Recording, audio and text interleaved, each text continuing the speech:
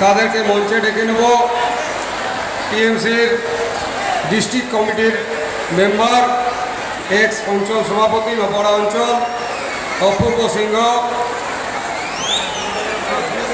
Ex member Puncha panchayat সমিতি কুশ Mahato, ex member নপাড়া অঞ্চল তারকনাথ সোহেল,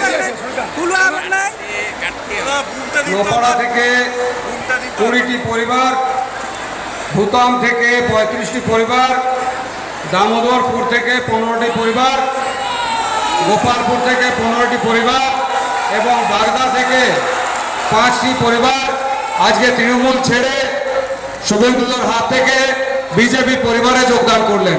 সকলের জন্য একটা জোরে হাততালি চাইব।